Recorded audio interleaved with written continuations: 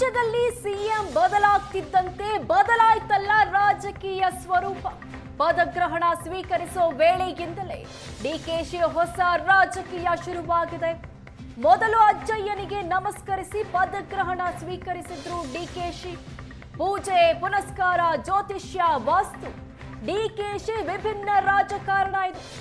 ಸಿದ್ದರಾಮಯ್ಯ ಸಾಗಿದ ಹಾದಿ ಬಿಟ್ಟು ತನ್ನದೇ ಹಾದಿಯಲ್ಲಿ ಸಿಎಂ ಡಿಕೆಶಿ ಸಾಗ್ತಾ ಇದ್ದಾರೆ.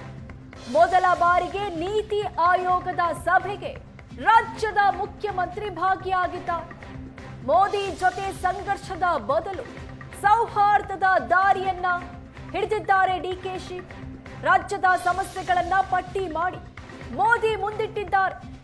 ಮಾಜಿ ಸಿಎಂಗಳ ಮನೆ ಮನೆಗೆ ಭೇಟಿ ನೀಡಿ ಸಲಹೆಯನ್ನ ಪಡೆದಿದ್ರು.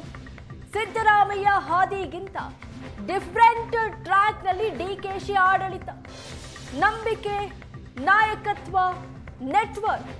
ಡಿಕೆಶಿ ಬ್ರ್ಯಾಂಡ್ ನ್ಯೂ ರಾಜಕಾರಣ ಇದು. ಎದುರಾಳಿಗಳನ್ನು ವಿಶ್ವಾಸಕ್ಕೆ ಪಡಿತಾ ಇದ್ದಾರೆ ಡಿಕೆ ಶಿವಕುಮಾರ್. ನಿನ್ನೆ ನಡೆದಂತಹ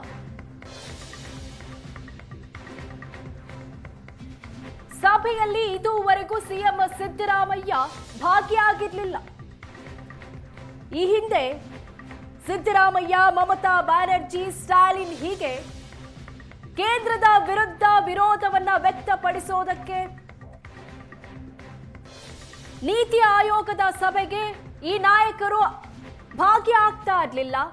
ಆದರೆ ತಮ್ಮದೇ ಹಾದಿಯಲ್ಲಿ ಸಾಗ್ತಾ ಇರುವಂತಹ ನೂತನ ಸಿಎಂ ಡಿಕೆ ಶಿವಕುಮಾರ್ ನೀತಿ ಆಯೋಗದ ಸಭೆಯಲ್ಲಿ ಭಾಗಿಯಾಗಿದ್ದಾರೆ. ನಂಬಿಕೆ, ನಾಯಕತ್ವ, ನೆಟ್ವರ್ಕ್. ಡಿಕೆಶಿ ಬ್ರ್ಯಾಂಡ್ ನ್ಯೂ ರಾಜಕಾರಣ ಆಗಿದೆ.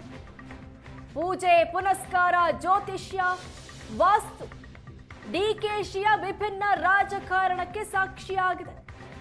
ಸಿದ್ದರಾಮಯ್ಯ ಸಾಗಿದ ಹಾದಿಯನ್ನ ಬಿಟ್ಟು ತನ್ನದೇ ಹಾದಿಯಲ್ಲಿ ಸಿಎಂ ಡಿಕೆಶಿ ಸಾಗ್ತಾ ಇದ್ದಾರೆ. ಅದಕ್ಕೆ ಬೆಸ್ಟ್ ಎಕ್ಸಾಂಪಲ್ ಅಂದ್ರೆ ನೀತಿ ಆಯೋಗದ ಸಭೆ. ಈ ಸಭೆಗೆ ಸಿದ್ದರಾಮಯ್ಯ ಭಾಗಿಯಾಗ್ತಾನೆ ಇರಲಿಲ್ಲ. ಕೇಂದ್ರದ ವಿರುದ್ಧ ವಿರೋಧ ವ್ಯಕ್ತಪಡಿಸ್ತಾ ಇದ್ರು. ಆದ್ರೆ ನೂತನ ಮುಖ್ಯಮಂತ್ರಿ ಡಿಕೆ ಶಿವಕುಮಾರ್ ಈ ಸಭೆಯಲ್ಲಿ ಭಾಗಿಯಾಗಿದ್ದಾರೆ. ರಾಜ್ಯದ ಒಂದಷ್ಟು ಬೇಡಿಕೆಗಳನ್ನ ಪ್ರಧಾನಿ ನರೇಂದ್ರ ಮೋದಿ ಅವರ ಮುಂದಿಟ್ಟಿದ್ದಾರೆ. ಡಿಕೆಶಿ ನಡೆಯನ್ನ ನೋಡ್ತಾ ಇದ್ರೆ ನಂಬಿಕೆ, ನಾಯಕತ್ವದ ಹಾದಿ ಹಿಡಿದಿರೋ ಹಾಗೆ ಕಾಣಿಸ್ತಾ ಇದೆ. ತಮ್ಮದೇ ಡಿಫರೆಂಟ್ ರಾಜಕಾರಣವನ್ನ ಡಿಕೆ ಶಿವಕುಮಾರ್ ಅವರು ಮಾಡ್ತಾ ಇದ್ದಾರೆ. ಈ ಹಿಂದೆ ಇದ್ದಂತಹ ಪದ್ಧತಿಯ ವಿರುದ್ಧ, ಅಂದ್ರೆ ನೀತಿ ಆಯೋಗದ ಸಭೆಗೆ ಸಿದ್ದರಾಮಯ್ಯ ಅವರು ಭಾಗಿನೇ ಆಗಿಲ್ಲ. ಒಬ್ಬರಲ್ಲ ಒಬ್ಬರು ಗೈರಾಗ್ತಾ ಇದ್ರು ಈ ಸಭೆಯಲ್ಲಿ. ಆದ್ರೆ ಇದೇ ಮೊದಲ ಬಾರಿಗೆ ಎಲ್ಲಾ ರಾಜ್ಯದ ಮುಖ್ಯಮಂತ್ರಿಗಳು ಭಾಗಿಯಾಗಿದ್ದಾರೆ. ಸಭೆಯ ನೀತಿ ಆಯೋಗದ ಸಭೆಯ ದೃಶ್ಯವನ್ನು ನೋಡ್ತಾ ಇದ್ದೀರಾ. ಇತ್ತ ಡಿಕೆ ಶಿವಕುಮಾರ್ ಎಂತ ದೈವ ಭಕ್ತ ಅನ್ನೋದು ಇಡೀ ರಾಜ್ಯದ ಜನರಿಗೆ ಗೊತ್ತಾಗಿದೆ.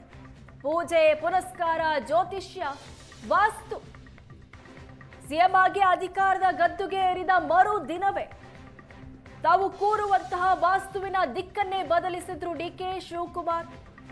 ಹೀಗಾಗಿ ಈ ಹಿಂದಿನ ಸಂಪ್ರದಾಯದ ತದ್ವಿರುದ್ಧವಾಗಿ ತಮ್ಮದೇ ಆಚಾರ ವಿಚಾರಗಳ ಮೂಲಕ, ನಂಬಿಕೆಗಳ ಮೂಲಕ ಡಿಕೆ ಶಿವಕುಮಾರ್ ಸಾಗ್ತಾ ಇದ್ದಾರೆ. ರಾಜ್ಯದ ಸಮಸ್ಯೆಗಳನ್ನ ಪಟ್ಟಿ ಮಾಡಿ ನಿನ್ನೆ ಪ್ರಧಾನಿ ಮೋದಿ ಅವರನ್ನ ಭೇಟಿ ಮಾಡಿ ಅವರ ಮುಂದೆ ಒಂದಷ್ಟು ಬೇಡಿಕೆಗಳನ್ನ ಡಿಕೆ ಶಿವಕುಮಾರ್ ಅವರು ಇಟ್ಟಿದ್ರು. 18 ಬೇಡಿಕೆಗಳನ್ನ ಇಟ್ಟಿದ್ದಾರೆ. ರಾಜ್ಯದ ಅಭಿವೃದ್ಧಿಗೆ ಕೇಂದ್ರ ಹಾಗೂ ರಾಜ್ಯ ಸರ್ಕಾರ ಒಟ್ಟಾಗಿ ಸಾಗಬೇಕು ಅನ್ನೋ ನಿಲುವನ್ನ ತಾಳಿದ್ದಾರೆ ಸಿಎಂ ಡಿಕೆ ಶಿವಕುಮಾರ್. ನಿನ್ನೆ ಪ್ರಧಾನಿ ಮೋದಿ ಅವರನ್ನ ಭೇಟಿಯಾಗಿ ಬಸವಣ್ಣನವರ ಪುತ್ಥಳಿಯನ್ನ ಕೊಟ್ಟು ಸನ್ಮಾನಿಸಿದ್ರು ಡಿಕೆ ಶಿವಕುಮಾರ್ ಅವರು. ಆ ಸಂದರ್ಭದ ದೃಶ್ಯವನ್ನ ನೋಡ್ತಾ ಇದ್ದೀರಾ.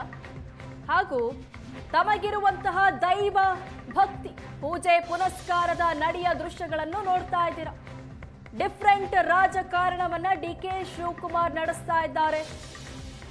ಮಾಜಿ ಸಿಎಂಗಳಿಂದ ಹಿಡಿದು ಪ್ರಬಲ ನಾಯಕರನ್ನು, ವಿರೋಧ ಪಕ್ಷದಲ್ಲಿರುವ ನಾಯಕರನ್ನು ಸಹ ಡಿಕೆ ಶಿವಕುಮಾರ್ ಅವರು ಭೇಟಿ ಆಗ್ತಿದ್ದಾರೆ. ಅವರ ನಂಬಿಕೆಯನ್ನ ವಿಶ್ವಾಸವನ್ನ ಗಳಿಸುವಂತಹ ಕೆಲಸವನ್ನ ಮಾಡ್ತಾ ಇದ್ದಾರೆ. ಹೀಗಾಗಿ ರಾಜಕೀಯ ವಲಯದಲ್ಲಿ ಡಿಕೆ ಶಿವಕುಮಾರ್ ಅವರ ರಾಜಕೀಯ ನಡೆಯನ್ನ ವಿಭಿನ್ನ ಅಂತ ಬಣ್ಣಿಸಲಾಗ್ತಾ ಇದೆ.